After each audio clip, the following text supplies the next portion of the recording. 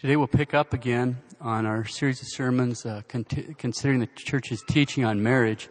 We're only hitting the topic periodically because I estimate there'll be about 12 sermons all in all just to hit the major topics. One thing to keep in mind is since we can only focus on one aspect at a time, we've got to keep in mind that any individual sermon is incomplete and inadequate without reference to all others. So it'll just all be spread out over time, but they'll all fit together. That's what we're working on. Why is it like that? Because marriage is only one thing. And so we can only look at it because it's too big to take in one sermon. But when we're done, we'll kind of have a broad overview. You don't need me to tell you that being faithful to your duties in state life, and that's any state in life, whether you're married or single or like myself as a priest or religious, to be faithful in our duties in our state life without trying to wiggle our way out from under them or kind of ignore some is not easy. Thanks a lot, Adam. Because we're all struggling with original sin and actual sin and in this toxic culture we're in. It's certainly true with marriage. Remember what that Redemptorist Father Miller said, quote, "Reason by itself will never be able to overcome the emotional objections and obstacles to carrying out God's will that are made powerful by the effects of original sin.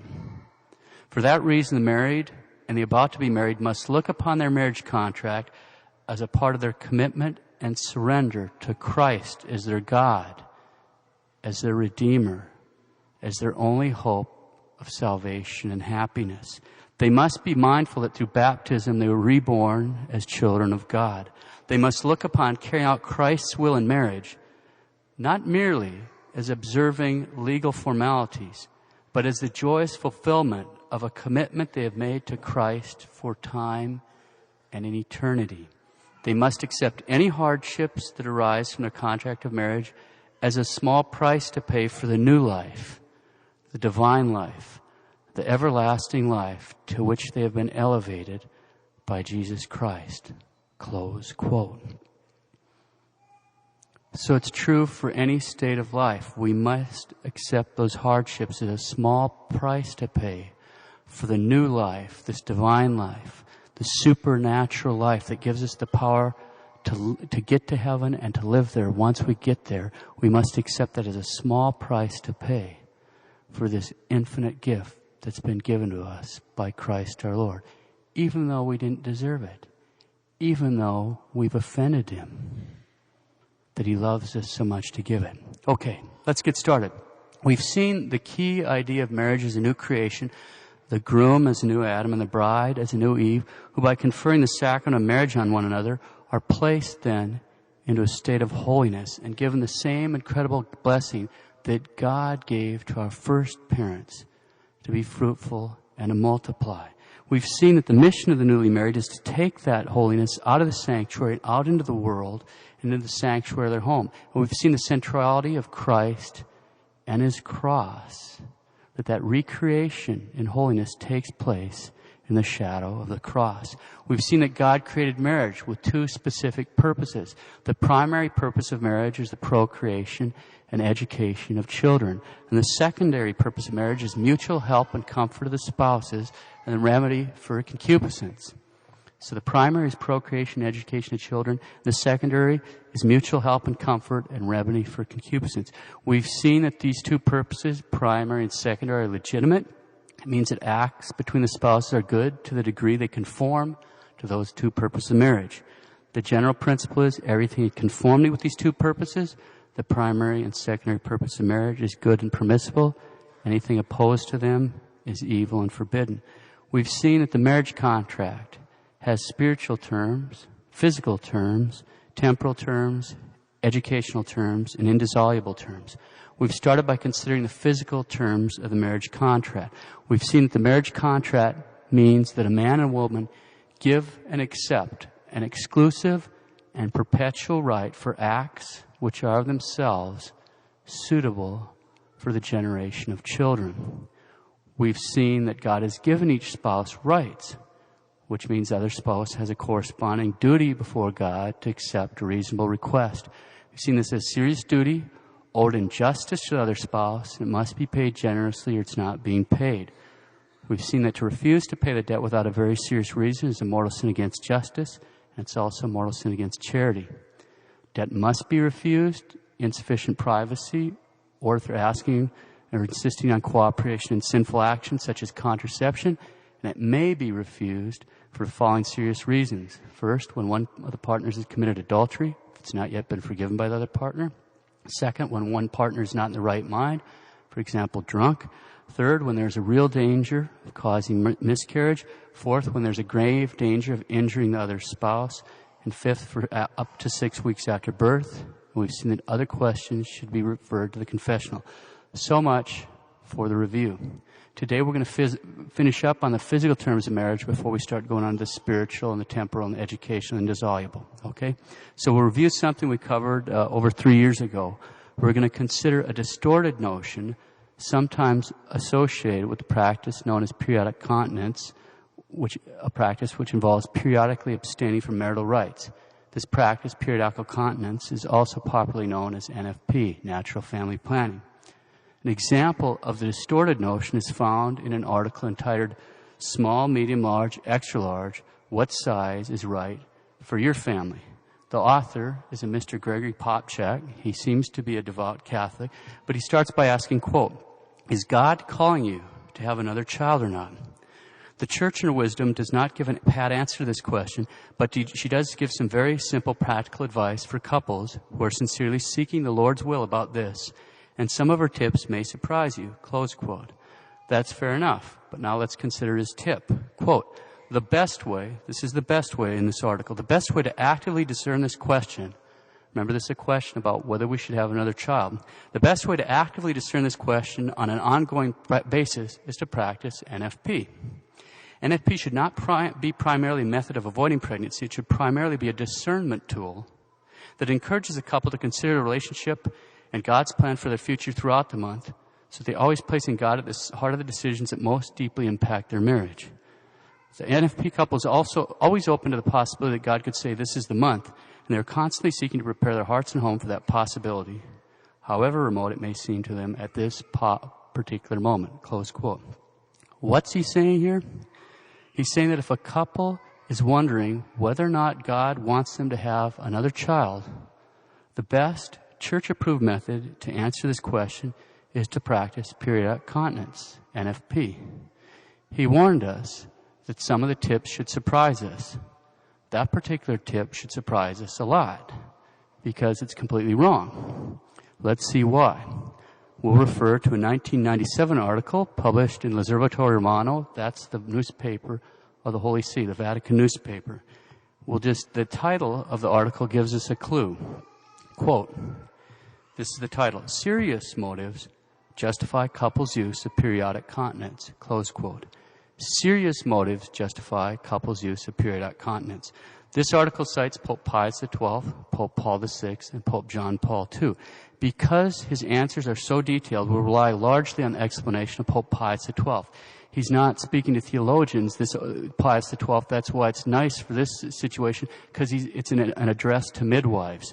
So it makes it especially useful. Now, as usual, for the sake of time and clarity, I've cut and pasted and smashed things together and condensed them and all that so we can get through it without going through them.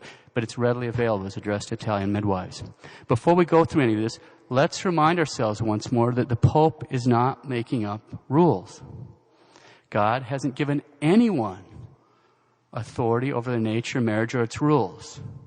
God makes the rules. No one else has authority. Not the couple, not the state, not the church, not the Pope, and I hate to inform him, but not even Arnold Schwarzenegger. Nobody has authority over the rules of marriage, not even the governor of California. So what is the Pope doing? The Pope is explaining the rules. He's not making the rules, okay? He's explaining how God made things. Everything the Pope says can be reasoned out from the marriage contract and the purpose of marriage already. We'll see that. First point.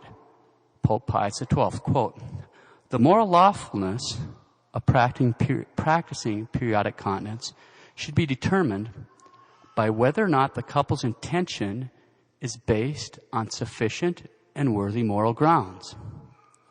The mere fact that husband and wife do not offend the nature of the act and are even ready to accept and bring up the child who is born in spite of the precautions they have taken would not of itself alone be a sufficient guarantee of a right intention and of the unquestionable morality of the motives themselves. Close quote. This is the Vicar of Christ. I'll repeat the important part. The mere fact that husband and wife do not offend the nature of the act and are even ready to accept and bring up the child who is born in spite of the precautions they have taken, they're open to life, would not of itself alone be a sufficient guarantee of a right intention and of the unquestionable morality of the motives themselves. So the first point is there must be sufficient and worthy reasons to practice periodic continence, or NFP.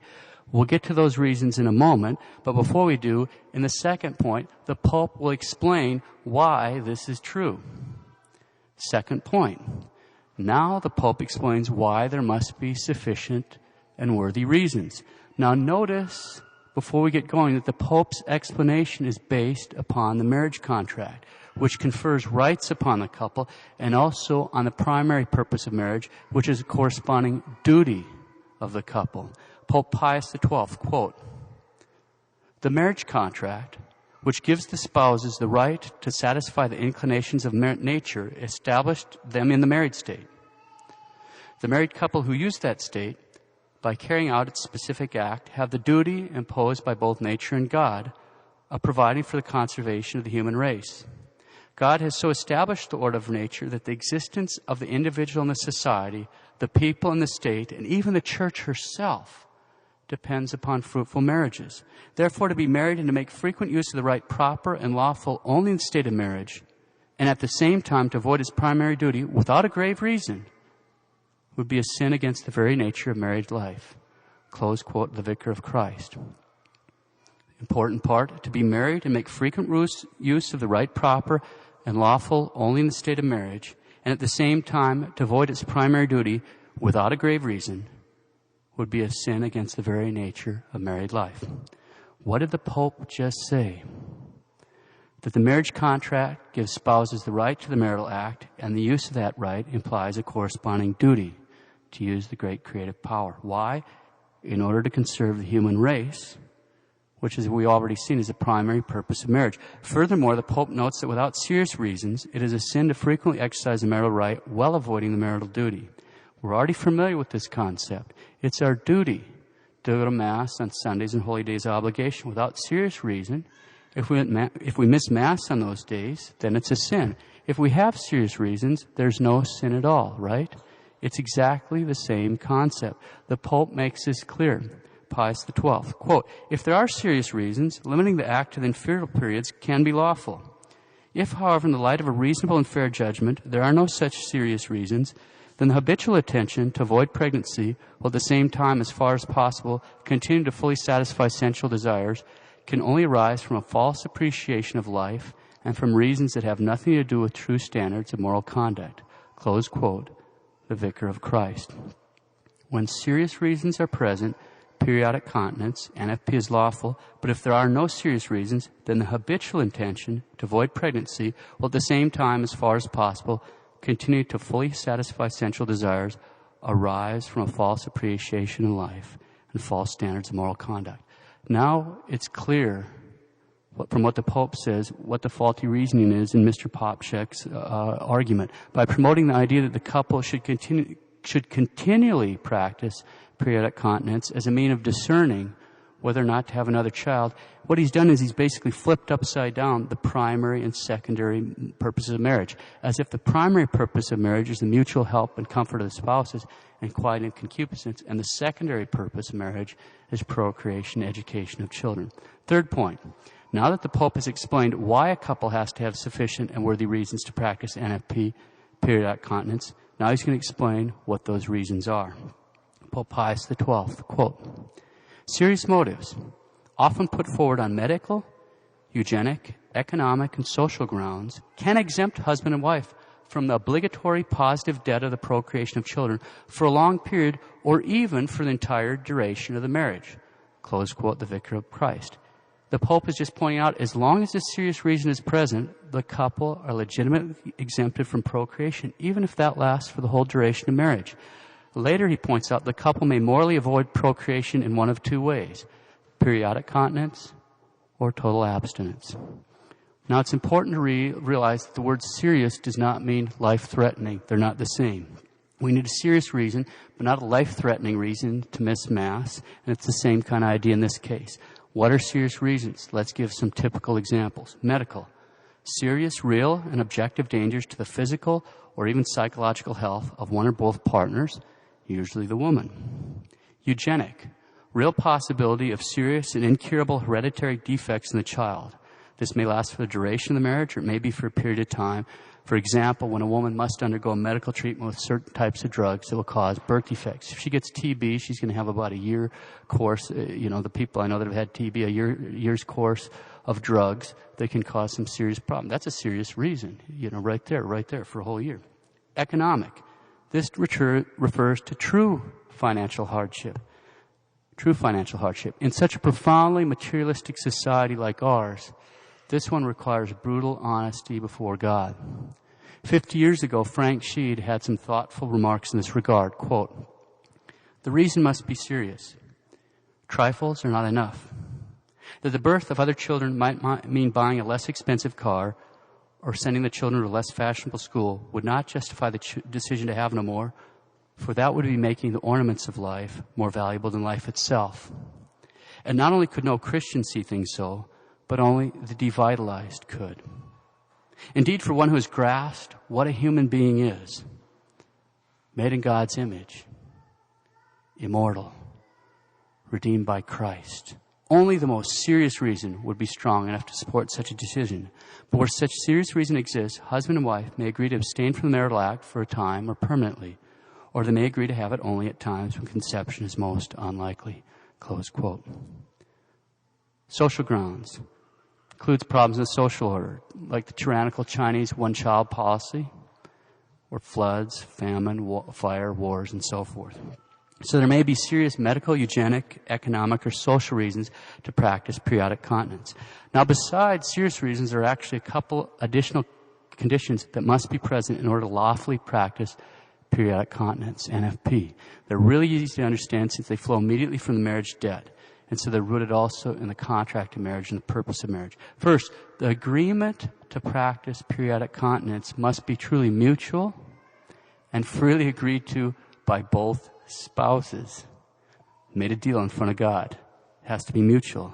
One spouse can't have a unilateral no. Okay, that goes right back to the marriage debt. We've already talked about that. So that was what we've already talked about. So it has to be mutual. And although agreement must be made by both spouses together, it can be terminated by either one alone. Although this agreement must be made by both spouses together, it can be terminated by either one alone. As the Pope says, Pius XII, quote, "This is because the right deriving from the marriage contract is a constant right, uninterrupted and not intermittent, of each of the partners in respect of the other." Close quote. So once you see the marriage debt, you can see this. It just flows from it. All the Pope's doing is telling us how it is. He's not legislating. He's just telling us, here's how it is, and here's why it is. Second condition, there must be reasonable assurance this practice will not lead either of the spouses to sin. The more probable the danger of serious sin, the more serious the reason must be for practicing periodic continence. Marriage is a partnership to get to heaven. And one has to take reference to the other spouse in that. Okay, so in order for periodic continence, NFP to be legitimate, it must be mutually and freely agreed to by both spouses with the provision that either spouse can cancel at any time by making a reasonable request to honor the debt. There must also be a reasonable assurance this practice will not result in serious sin for either spouses. Let's review. We've seen if there are serious reasons, a couple may legitimately practice periodic continence, NFP. These serious reasons include serious and objective medical problems of the parent, real likelihood of serious birth defects in the child, true conditions of financial burden, and disturbances in the social order like war or famine. We've seen that this practice must be mutually and freely agreed to by both spouses with the provision that either spouse can cancel it at any time by making a reasonable request. And we've seen that there must be a reasonable assurance that this practice will not result in serious sin for either spouse. Now that we've taken a look at periodic continence, we can see once again this important idea that God has blessed man with a power. And when he gives the power, we have to use it according to the rubrics. He's given me a sanctifying power. I don't get to say Mass the way I like. And that's a terrible abuse. I have to follow the rules, the confessional, when I'm confecting the sacrament and so forth, to bring the life of sanctifying grace in the world, supernatural life. I have a mission from God to bring supernatural life into the world. And the married have a mission from God to bring natural life into the world if it's His holy will. And we all do what we're supposed to do. And the cross comes as a package deal for me or for you. When I was ordained, I laid there in front of the altar. When you were married, you knelt there in front of the altar. It all starts from the cross and comes outward. But we have to embrace the cross. Okay. Now, let's see. Let me make a few more comments. We can see that NFP, if we say that it can be constantly practiced without serious reasons, is actually abuse. Are we saying that it is the moral equivalent of direct sterilization or contraception? No, we're not. Direct contraception, direct sterilization are intrinsically evil. They can never be justified. NFP is not intrinsically evil. There are reasons, we just went through them. It can be done. Are we saying that this argument then that Mr. Popchak puts out in the article is trivial? No, we're not. Let's be clear. As we pointed out years ago, if we don't follow God's rules, NFP can result in the loss of souls, and not just in hell. And what do you mean by that? Well, we did a thought experiment a few years ago, and we'll do it again. Just imagine a large family. To pick the number 10 for the sake of example. So we can imagine a family where the father is the son of a 10th child, the mother is the daughter of a 10th child, and the kid is the son of a 10th child. So dad is the son of a 10th child, mom is the son of a 10th child, and the son is the son of a 10th child. It's easy to see that if any of the preceding generations had fallen for Mr. Popchak's error of constantly practicing NFP without serious reasons throughout the marriage, it's super unlikely that you'd end up with 10 children in any one of those three families, huh? It'd be super unlikely. Okay, so what would we say? Somebody like that wouldn't even come into existence. In other words, his soul would be lost. But don't you think if we could ask a person like that, he'd be the first one to tell you that he was thankful to exist. He'd be thankful that his ancestors were generous in doing their duty before God, embracing the cross, and he's thankful to have a shot at heaven. Doesn't everyone here think someone like that will be thankful to exist? I am. I am very thankful to exist. I'm not saying that everyone has to have at least 10 kids or you're doing something wrong. That's not the message. It doesn't work like that anyway. In marriage, it's going to be a bell curve. If people are faithful to teaching Christ, it'll be everywhere from 0 kids to up in the 20s. And it'll be a bell curve, or most of them being somewhere in the mean, which is going to be 5 to 7, and it goes up and down. That's how it works if we're just doing things. I'm not saying everybody has to have 10 kids. No, but my point is this isn't just theoretical. I'm not descended from rich, powerful people. I'm just a regular American, just like most of the rest of you, descended from normal, poor, working-class Catholic folks. My dad's dad grew up in a sod house in western North Dakota. I keep a picture of it on my desk to remind me. It's got him. He's a little kid, and he's got one of my great-uncles there, and they got a big bunch of flowers, prairie flowers they picked to give to their mom. And I keep it there on my desk to remind me of who I am, so I don't get too proud. But I knew his mom, too. She was a good Catholic woman, pioneer woman, raised that family in a sod house. She was the 19th kid in her family. This stuff has consequences. You go back 150 years in my family, and I'll bet a lot of families here if you look at it. I looked it up yesterday. I knew great-grandma was from a big family. There's 22 kids. She wasn't a baby. She's 19. People like this don't come into existence with theories like that. It matters. It's not just theoretical. God has a plan. We've got to trust Him. Doesn't mean you're going to have 19 kids. That's pretty exotic, huh? But we got to trust Him. He has a plan. He has a plan. He loves us. God loves us. He wants us to become saints. And the key to heaven is the cross. The cross for me in my state of life is different than the cross from you. But we don't want to be as scared of the cross. When the cross is babies, I see people die. That's one of the neat things about being a priest. I have yet, and I can tell you this, I haven't heard anybody regret their children. I meet people that regret not having them. I meet that a lot. But I haven't met anybody that regretted having them. Let's close with some reflections from Pope Pius XII. Quote, one of the fundamental demands of the true moral order is that to the use of the marriage rites, there corresponds the sincere internal acceptance of the function and duties of motherhood. With the acceptance of the function and duties of motherhood, the woman walks in the path traced out by the Creator towards the goal which He assigned as creature. He makes her, by the exercise of this function, partaker of His goodness, wisdom, and omnipotence.